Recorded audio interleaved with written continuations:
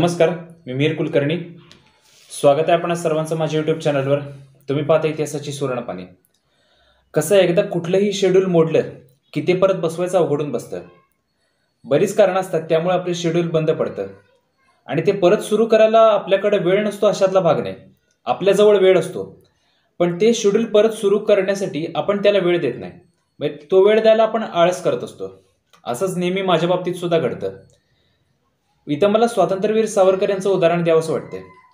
सावरकर हे राजकीय जीवनात निवृत्त झाले होते, तरी सुद्धा ते वृत्तपत्रांमध्ये सामाजिक आणि राजकीय विषयांवर लिखाण करत होते. जे लोकहिताचं आहे त्यावर सावरकर बोलत होते आणि लिहित होते. आयुष्यभर सावरकरांनी लोकहिताचंच कार्य केलेलं होतं. एकदा सावरकरांचे स्वीय सचिव बाळाराव सावरकर यांनी त्यांना विचारलं, तुम्ही वृत्तपत्रांना हे अग्रलेख पाठवता, पण ते बऱ्याचदा छापून येत नाहीत. खरं तर त्याकडे लोकांचं लक्षच जात नाही.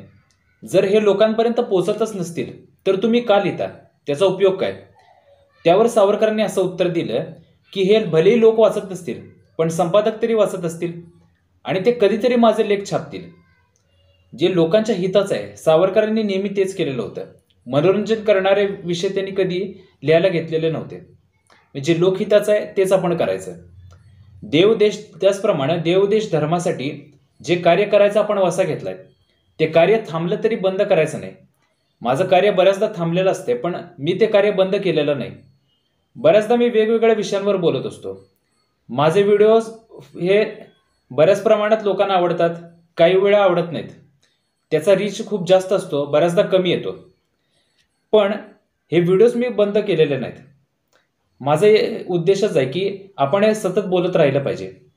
बऱ्याचदा तुमचं काम लोकांना आवडेल, बऱ्याचदा आवडणार नाही, पण तुम्ही तुमचं काम बंद नाही केलं पाहिजे. गेल्या बऱ्याच दिवसांपासून एक विषय पेंडिंग राहिला होता. तो विषय आज मी आपल्यासमोर मांडतोय. हिंदुस्थानातल्या मुंबई शहरामध्ये गोळीतापाची साथ आली होती. मुंबईतला माल परदेशात कोणी घेईनासं झालं. परदेशांचे दरवाजे हे हिंदुस्थानच्या आगनावानं बंद झाले. परिणाम असा झाला की हिंदुस्थानी बाजारपेठांचा माल बुडाला आणि गहाळ झाला.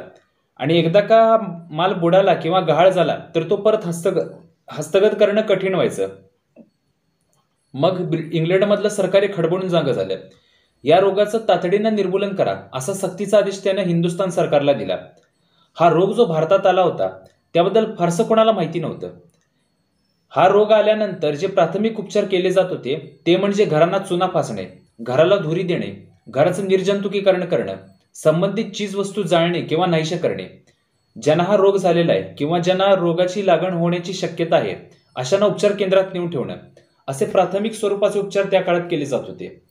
हा जो रोग आला होता ना, त्याचं नाव होतं ग्रांथिक सान्निपात. मराठीमध्ये आपण त्याला प्लेग असं म्हणतो. हा रोग भारतात नाहीये. प्लेग, पोलिओ, देवी हे सगळे ब्रिटिशांनी आपल्याला दिलेले रोग आहेत. जेव्हा ब्रिटिश हा देश सोडून गेले तेव्हा प्लेग, पोलिओ, देवी हे सगळे रोग त्यांच्याबरोबर गेले. पुण्यामध्ये प्लेगनं थैमान घातलेलं होतं आणि रँडचा जेव्हा वध झाला तेव्हा पुण्यातनं प्लेग हा नाहीसा झाला. हा योगायोग नाहीये. 1851चा काळ बघा. त्या काळामधले सगळे सरदार, राजे रजवाडे, संस्थानिक हे साथ आल्यासारखे निपुत्रिक झाले होते. त्या काळात ब्रिटिशांचं एक कलमी धोरण होतं, ते म्हणजे संस्थान खालसा करायचं आणि गिळंकृत करायचं. हे दत्तक विधान सुद्धा ब्रिटिशांचं सोयीस्कर होतं. ज्या संस्थानाला अधिपती आहेत त्यांचं दत्तक विधान मंजूर, ज्यांचे अधिपती नाहीत त्यांचं दत्तक विधान नामंजूर. म्हणजे ते आपल्या घशात घालायला त्यांना सोपं जात होतं. भारतात प्लेग हा रोग आला कसा? सगळ्यात अगोदर हा रोग ब्राझीलमध्ये आला होता. ब्राझीलमधल्या लोकांची चेहरेपट्टी, तिथलं वातावरण हे सर्व काही आपल्या भारतासारखंच आहे. तिथं जवळपास 1198 जमाती होत्या. ब्रिटिशांनी त्यांना गोधडी, जॅकेट हे सर्व काही फुकट वाटलं. त्यामध्ये प्लेगचे जंतू होते. त्याच्या वापरामुळे ब्राझीलमधले असंख्य लोक मेलेले होते. तोच प्रयोग ब्रिटिशांनी भारतात करायचं ठरवलं. भारतामध्ये हाँगकाँगहून जी जहाजं आली त्या जहाजातनं काही उंदरं बाहेर पडली. त्या उंदरांच्या अंगावर असणाऱ्या पिसवांमुळे प्लेग हा रोग सर्वत्र पसरू लागला. सुरुवातीला मुंबईत हा रोग जेव्हा आला तेव्हा तो फारसा पसरला नाही, कारण मुंबईचं वातावरण हे उष्ण आणि दमट होतं. त्यामुळे प्लेगचे जंतू हे उन्हातच मरून पडले. त्याचा परिणाम असा झाला की मुंबईमध्ये फार हा रोग पसरू शकला नाही. पण पुण्याची हवा कोरडी असल्यामुळे प्लेगला इथलं वातावरण मानवलं आणि इथली लोक पटापट मरू लागली. या रोगाचं निर्मूलन करण्यासाठी ब्रिटिश सरकारनं साथीचा रोग निवारण कायदा 1897, द एपिडेमिक डिसीज ऍक्ट 1897 हा कायदा संमत केला. ब्रिटिश सरकारने या कायद्यान्वये प्रशासनाला वारेमाप, गुप्त आणि निरंकुश असे अधिकार दिले होते. या अधिकाराच्या अवापराविषयी न्यायालयात घराणं मागायला बंदी होती. मुंबईमध्ये प्लेगच्या निर्मूलनाची जबाबदारी ही हिंदी सैनिकांकडे सोपवली होती. हेच काम पुण्यामध्ये गोऱ्या सोजिरांकडे सोपवण्यात आलं होतं. अलीकडच्या काळात एक फेक नरेटिव्ह चालवला जातोय. तो म्हणजे चापेकर बंधू हे कोणी क्रांतिकारक किंवा देशभक्त नव्हते, तर ते ब्राह्मण दहशतवादी होते. त्यांनी रँडला का मारलं, तर रँडच्या सैनिकांनी, म्हणजे ते गोरे सोजीर नव्हते, तर ते हे महार रेजिमेंटचे सैनिक होते, आमचे बहुजन होते, अशा प्रकारचा एक नरेटिव्ह पुरोगामी डाव्यांकडून पसरवला जातोय. तर हे जे महार रेजिमेंटचे लोक होते ते ब्राह्मण स्त्रियांची तपासणी उघड्यावर करत होते आणि आमचा धर्म बाटला, आमची जात बुडाली अशी ओरड त्या काळातल्या ब्राह्मणांनी केली. लोकमान्य टिळकांनी, त्यांना ते लोकमान्य म्हणत नाहीत, भटमान्य म्हणतात, टिळकांनी चापेकरांना चिथावणी दिली म्हणून चापेकरांनी रँडला मारलेलं होतं. रँडच्या वधामागं देशभक्तीची वगैरे भावना नव्हती, तर तो दहशतवाद होता. अशा प्रकारचे नरेटिव्ह किंवा अशा फेक पोस्ट सोशल मीडियातून पसरवल्या जातात.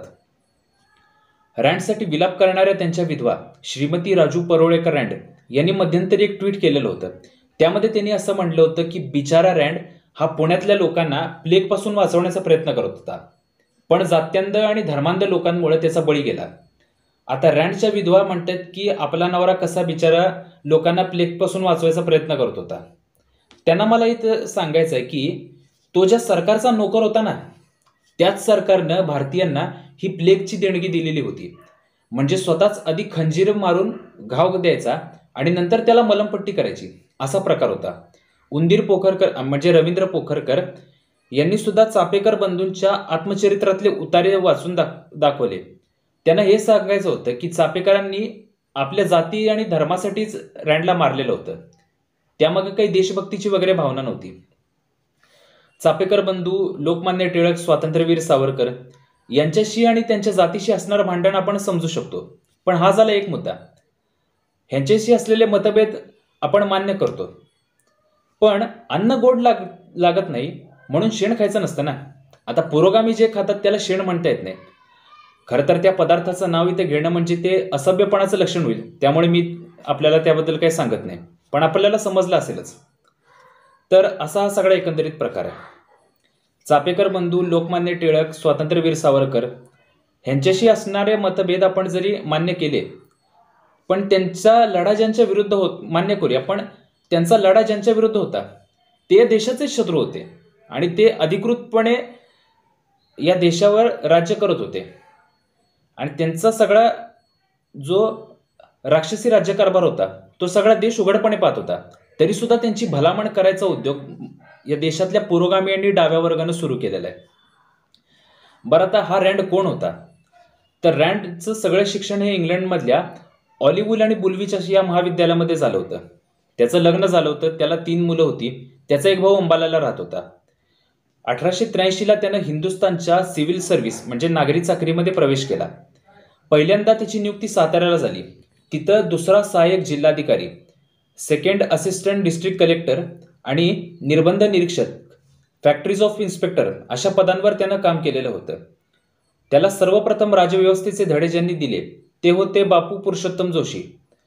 आणि हे बापू पुरुषोत्तम जोशी निवृत्तीनंतर पुण्याला राहायला आले.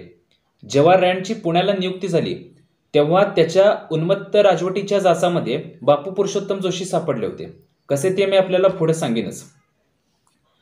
मग रँड हा 1893 मध्ये आपली सुट्टी संपून साताऱ्याला आलेला होता. वाई या गावात त्याची नियुक्ती झालेली होती. त्या काळात भाद्रपद महिन्यामध्ये द्वार निघत होतं. द्वार म्हणजे काय, तर काशी यात्रा करून आलेल्या तरुण मुलांची वाजत गाजत गावातनं मिरवणूक काढली जात होती. हा नेहमीचा प्रघात होता. या प्रघाताविरुद्ध 1894ला रँडनं एक निर्बंध आणला. तो म्हणजे हिंदूंच्या मिरवणुकी मुसलमानांच्या मशिदीवरून जाणार नाहीत. हा कायदा कोणी मोडता कामा नये. पण धर्माभिमानी हिंदूंनी या कायद्याला भीक घातली नाही. खरं तर मुसलमानांची काहीच तक्रार नव्हती की त्यांच्या मशिदीवरून मिरवणूक जातात, पण रँडनं जाणीवपूर्वक असा कायदा आणलेला होता. जे धर्माभिमानी हिंदू होते त्यांनी हा कायदा मोडून काढला आणि त्यांनी मुसलमानांच्या मशिदीवरनं आपली मिरवणूक नेली. त्याचा परिणाम असा झाला की रँडनं त्या मिरवणुकीतल्या प्रतिष्ठित 11 लोकांना अटक केली. त्यांच्या विरुद्ध खोटे पुरावे तयार केले, त्यांच्यावर खोटे आरोप ठेवले, त्यांच्यावर अभियोग चालवून त्यांना 21 दिवसांपासून 1 महिन्यापर्यंत सश्रम कारावासाची शिक्षा ठोठावली. आणि अशा प्रतिष्ठित लोकांना रणरणत्या उन्हातून चालत आणत वाईच्या कारागृहामध्ये डांबलेलं होतं. सुरुवातीच्या काळात रँडनं पुण्यामध्ये प्लेगच्या निर्मूलनासाठी खूप काम केलेलं. म्हणजे त्याची कार्यपद्धती सुरुवातीला चांगली होती, इतकी की लोकमान्य टिळकांसारख्या झालवादी नेत्यांनी सुद्धा त्याचं कौतुक आपल्या केसरी वृत्तपत्रातनं केलं होतं. लोकमान्य टिळकांनी त्या काळात लिहिलेलं होतं की आम्ही उपचार केंद्रामध्ये जाऊन बघितलेलं आहे, तिथं रुग्णांची चांगल्या प्रकारे व्यवस्था केली जाते. त्यांच्यासोबत 2 माणसं असतात, रुग्णांच्या राहण्याची, खाण्याची, औषध पाण्याची व्यवस्था केली जाते.